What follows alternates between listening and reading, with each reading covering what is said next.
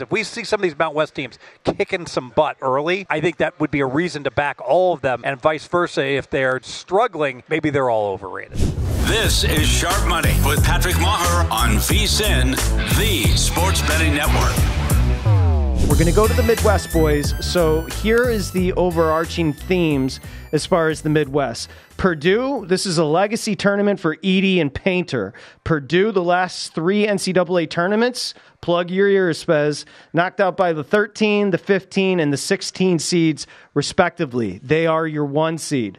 The toughest draw, Kansas, because of the 3-point shooting from Samford. As a matter of fact, as far as the theme here, McNeese State, 12 seed, and Samford, 13 seed. Those two are very live and very fun to watch.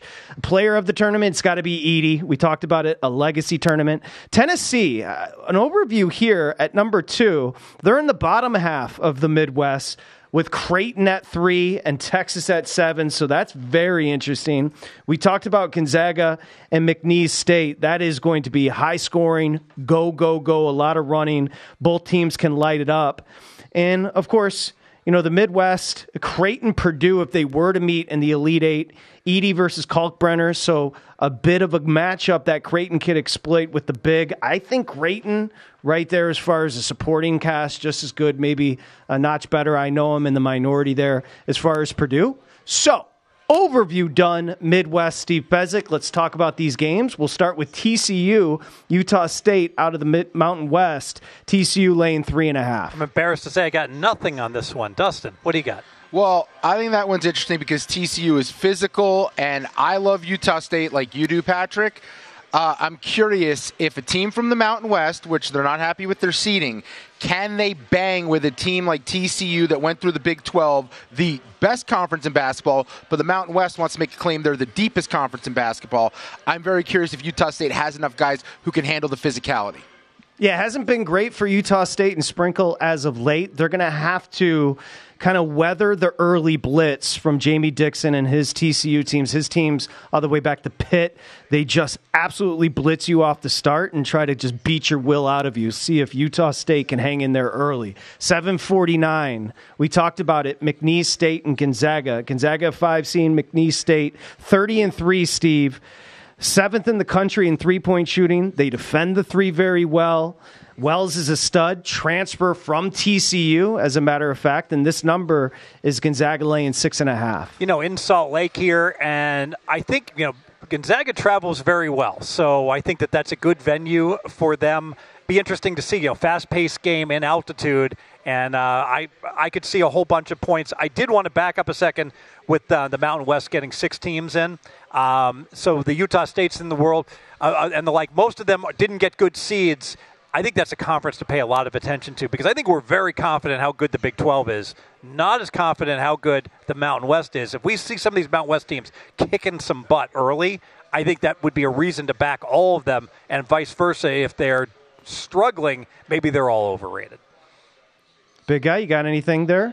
On Gonzaga, McNeese, or on the Mountain West? Gonzaga and McNeese.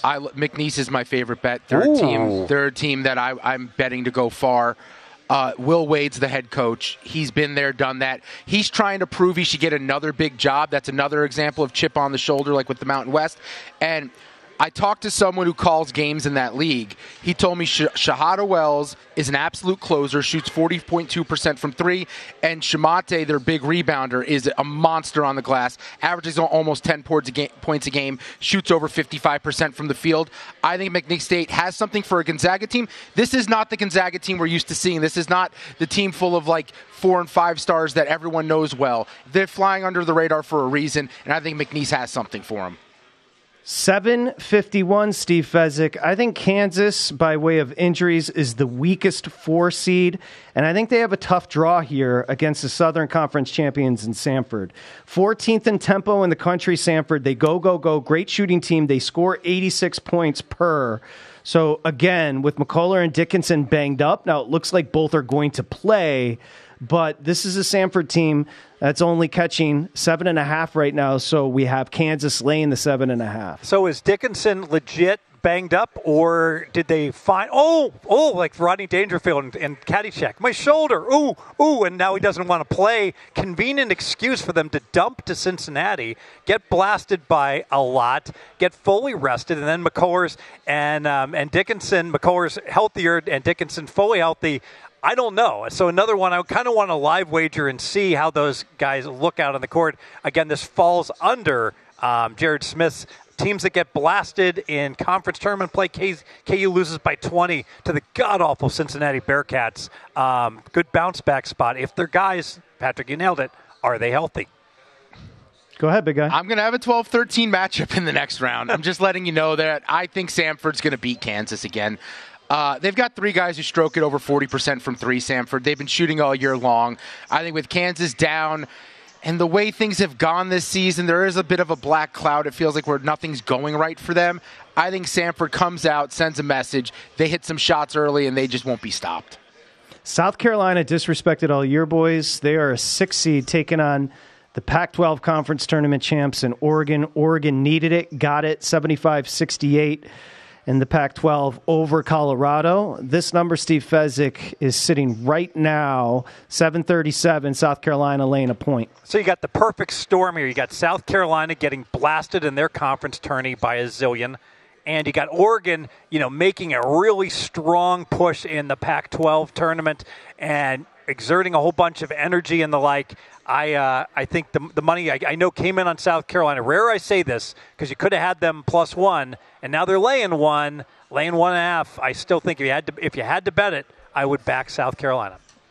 I like the Gamecocks, but I'm concerned because the Oregon Ducks have not been on my radar the entire season. I have not thought about them. I did not envision them being here. Looking into them, they got a big guy in the middle, and Dante shooting 70% from the field. Guy averages 16 and almost 9 boards a game. Question is, does that style of play fit for the NCAA tournament? And I have concerns about South Carolina. Feels like they got off to a hot start, and maybe now they're not catching everyone by surprise anymore, and that has me concerned that maybe Oregon knows what to expect.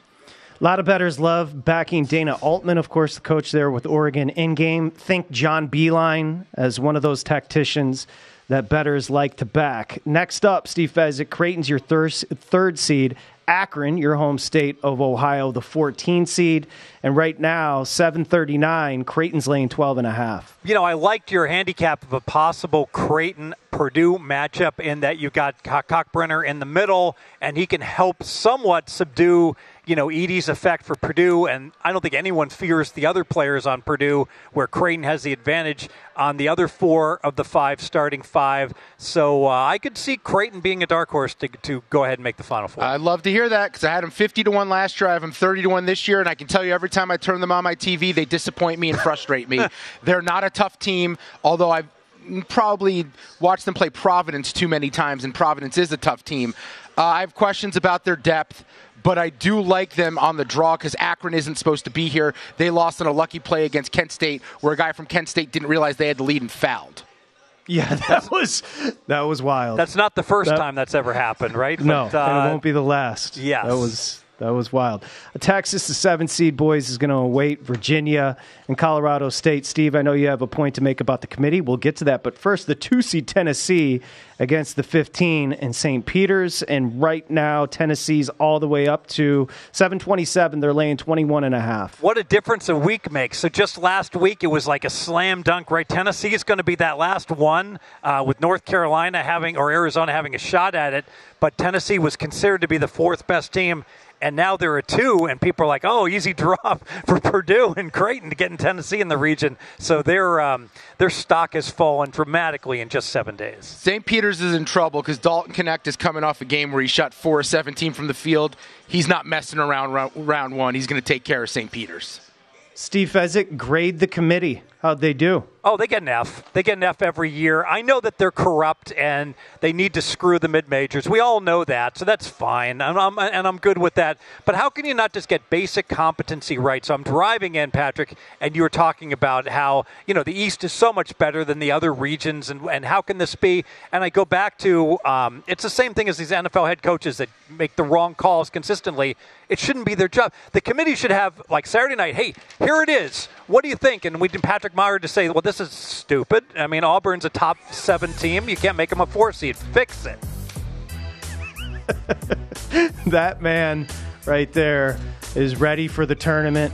Pregame.com, at Fezzik Sports, 2 Z's and a K. Don't believe the imposter. Trust me, if you're following Steve on Twitter, you'll know it's him. Steve, you're the best. We'll see you next Monday. Thank you.